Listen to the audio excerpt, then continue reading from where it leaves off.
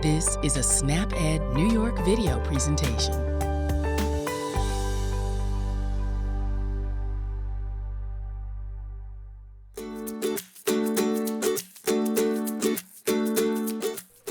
Hello everyone, my name is Wendy Beckman and I'm a registered dietitian with the New York State Office for the Aging and SnapEd New York. Thanks for joining me today on What's Cooking with NYSOFA. Today I'm going to be making chicken and rice. We'll be posting the link to the recipe below, and the recipe can also be found on the SnapEd New York website at www.snapedny.org. Now before we get into the recipe, let's look at my plate. This recipe covers the protein and grain section of my plate. My plate is a graphic representation of what our plate should look like every time we sit down to eat. The chicken in this recipe provides protein. Getting enough protein in our diets becomes more important as we age because our bodies don't use protein as efficiently as it did when we were younger. Making sure that you get enough high-quality protein in your diet can help to keep your muscles strong, and it can help to keep your immune system strong. The rice in this recipe covers the grains section of my plate. You want to make half of your grains whole grains every day. This recipe calls for brown rice, which is a whole grain. Whole grains contain more fiber, vitamins, and minerals than their white counterparts. So making half of your grains whole grains every day can make sure that you get enough of those important nutrients. Remember that everything you eat and drink over time matters. You want to find your healthy eating style and maintain it for a lifetime. The right mix can help you be healthier now and in the future. So let's start making this chicken and rice.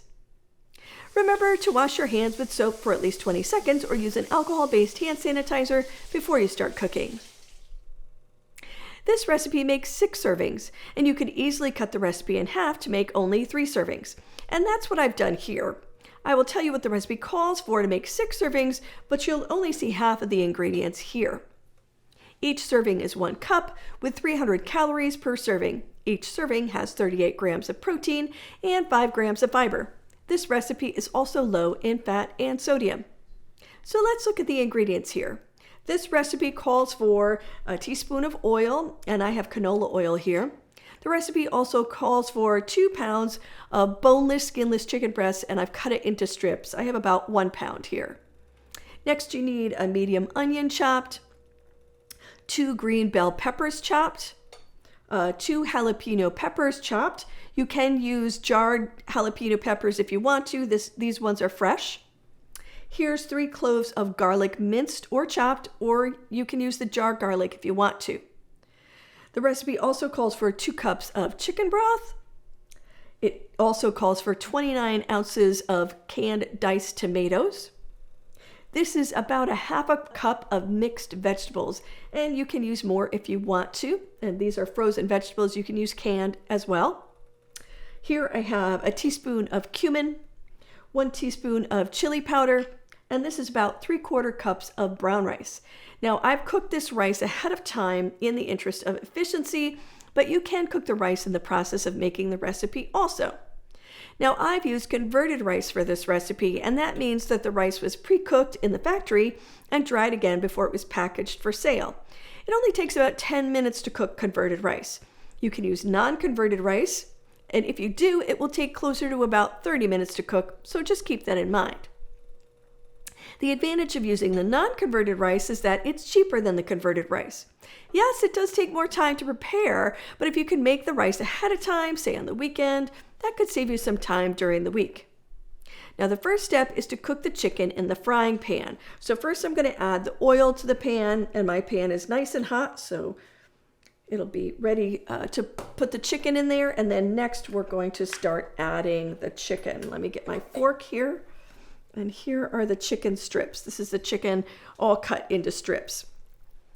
And I was just able to find some boneless, skinless chicken in my grocery store, and I just cut that up. Now, you don't have to use raw chicken like this. I think you could use already cooked chicken. So if you had some chicken that was left over.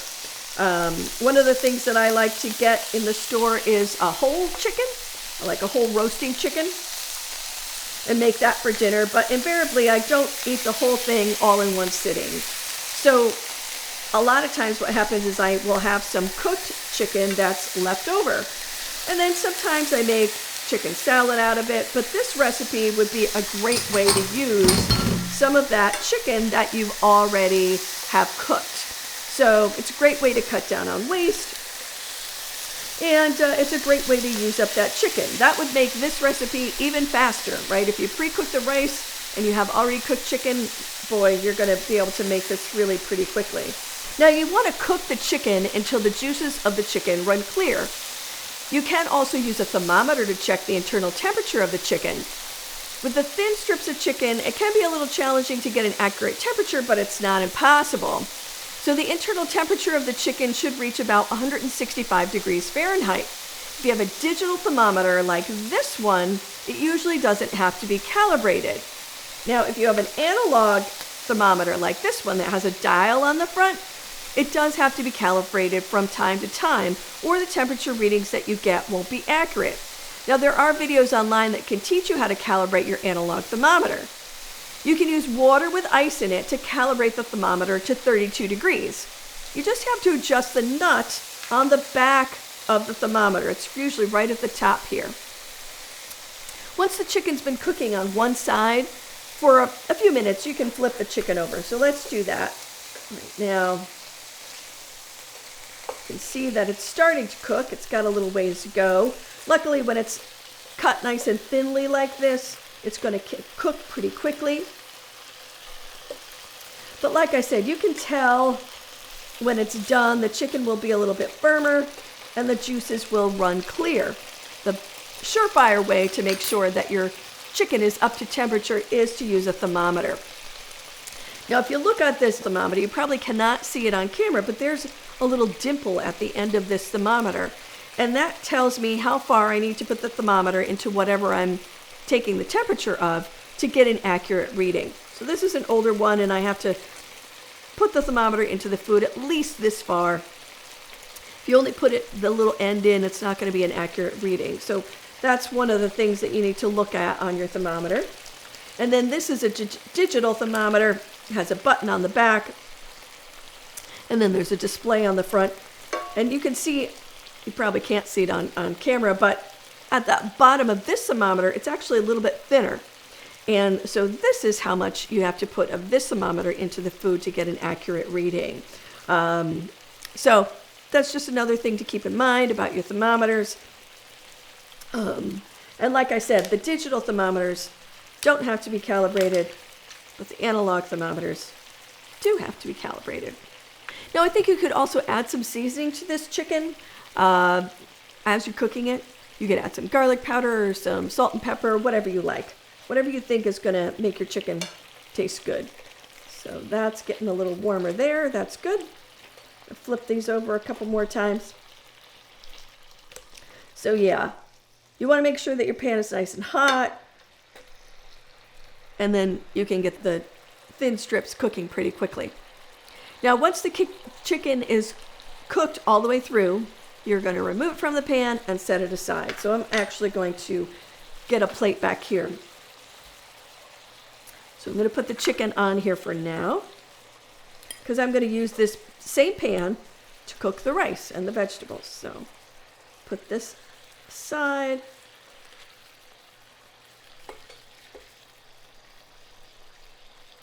All right, good. Get that out of the way. Okay. So next you have to cook the rice. And now I've already cooked my rice that's over here. I just wanted to get that out of the way because it takes a little while for it to cook.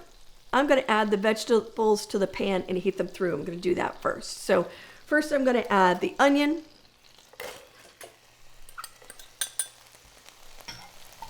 And then next I'm going to add the green bell pepper.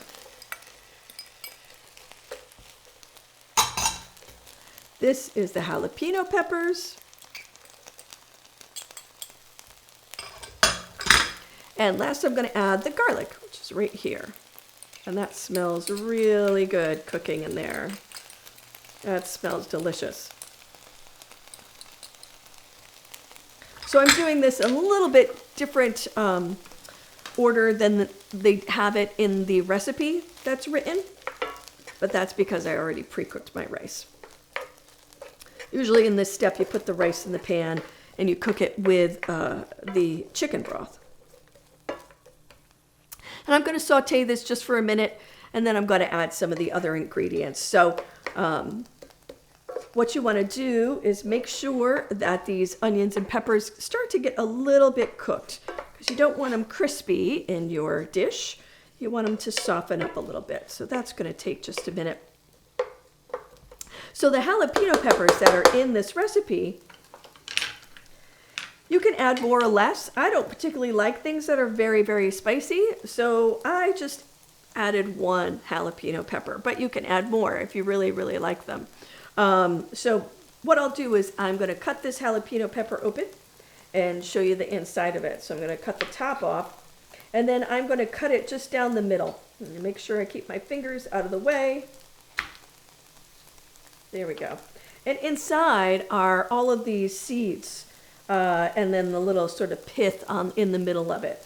One of the ways that you can sort of cut down on the amount of heat that the pepper has is to remove the seeds and to remove sort of this pithy part here. So that's one of the things that I did with my jalapeno peppers, is I cut all of this stuff in the middle out.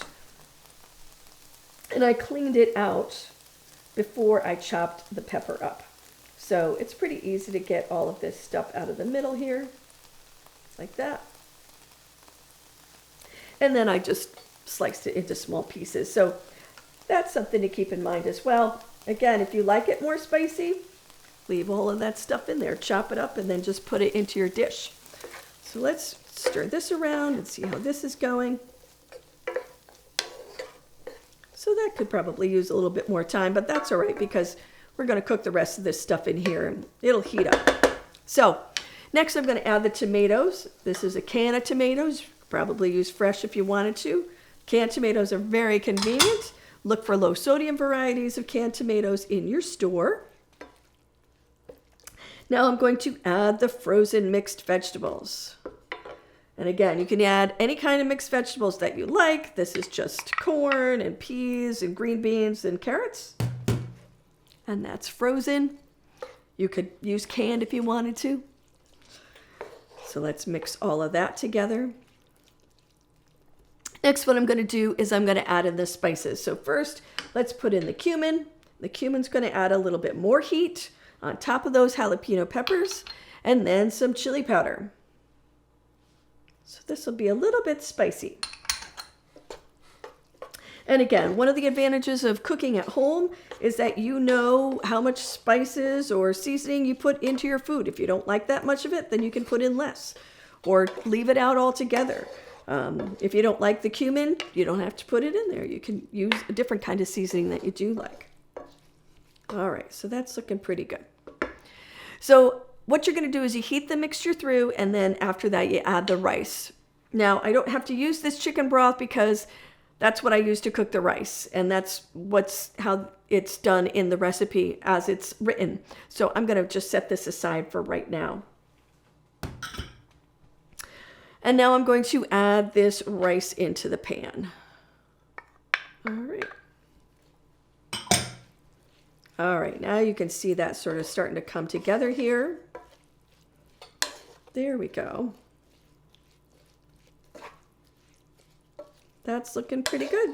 And I can smell the cumin in there and the jalapeno peppers, so that's going to be a nice spicy dish. Now I think you could use all kinds of vegetables in this recipe. You could use broccoli or carrots. I think this recipe is a great way to use leftover vegetables. Maybe you have some leftover green beans from dinner the night before. You could use those vegetables in this recipe to cut down on food waste. You can really use your imagination and add whatever you like. And you know me, I'm always interested in adding more vegetables to dishes like this.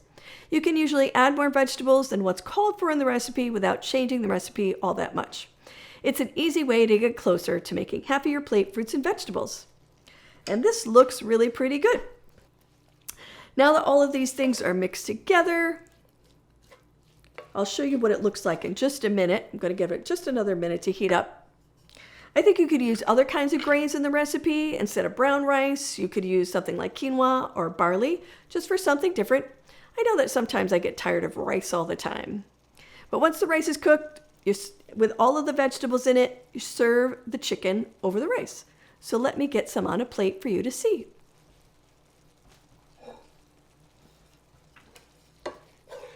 That looks really beautiful and it smells amazing. I love the onions and peppers together. I think that that's always delicious. One of my favorite things. There's that. Let me get some chicken over here. Just put a couple of pieces of chicken over this. There we go. And there you have your chicken with rice dish. That looks great. It smells delicious. This is a nice one-pan dinner.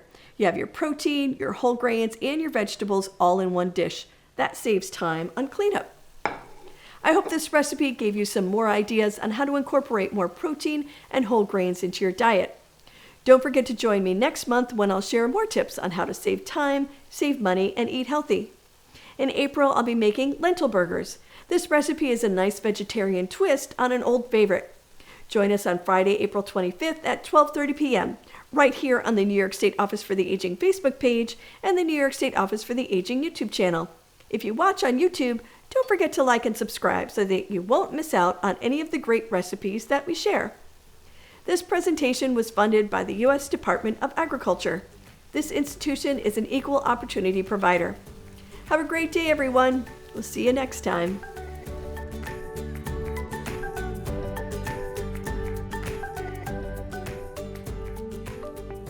Thank you for joining us today. We know the healthy choice isn't always the easiest choice, but small changes can make a big difference. Start today by getting involved with SNAP Ed New York. This program is free for those who qualify or receive SNAP benefits. We want to help you save time, save money, and eat healthy. Learn how SNAP Ed can make a difference in your life. For more information and to find your local program, visit snapedny.org. This material was funded by USDA's Supplemental Nutrition Assistance Program. SNAP. This institution is an equal opportunity provider.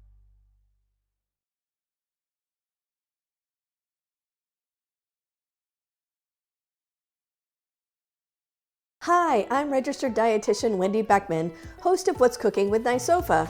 Over the past 2 years, I've had the opportunity to share healthy, nutritious recipes with you on the show. I work for the New York State Office for the Aging, and thanks to a partnership with SNAP Ed New York, our nutrition team reaches hundreds of thousands of older New Yorkers each year. So why a cooking program? 60% of health costs and related issues have nothing to do with health, but instead have to do with individual behaviors like our food choices and physical activity. The recipes we feature are nutritionally appropriate for older adults, meeting critical nutrition requirements for healthy aging. What I bet you don't know is that this show is only part of a larger effort. To help me explain what our nutrition team at the New York State Office for the Aging does and what a registered dietitian is, here is registered dietitian Lisbeth Irish. A registered dietitian is a professional who has training and education in food and nutrition. To become an RD, you must complete certain requirements, including a minimum of a bachelor's degree from an institution that's accredited by the Academy of Nutrition and Dietetics. You must also pass a national examination and meet continuing education requirements. What does that mean? As RDs, we are qualified to offer accurate advice about nutrition, and we can help answer your questions about how diet can affect your health. At NYSOFA, the registered dietitians handle many tasks. This includes hosting 2 online programs aimed at helping older New Yorkers make better nutrition choices.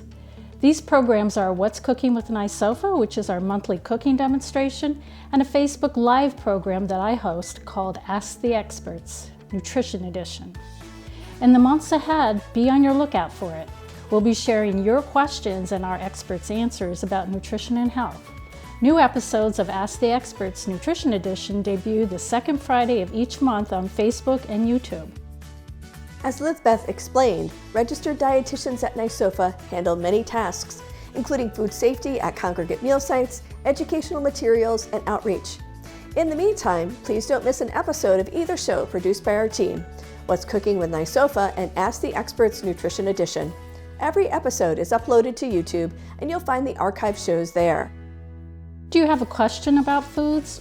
Or do you have a particular health issue that you'd like to improve by changing your diet? Tune in to Ask the Experts Nutrition Edition every second Friday at 1 p.m. We'd love to hear from you. Remember, registered dietitians are the experts in nutrition. Visit for more sound advice about eating healthy on a budget.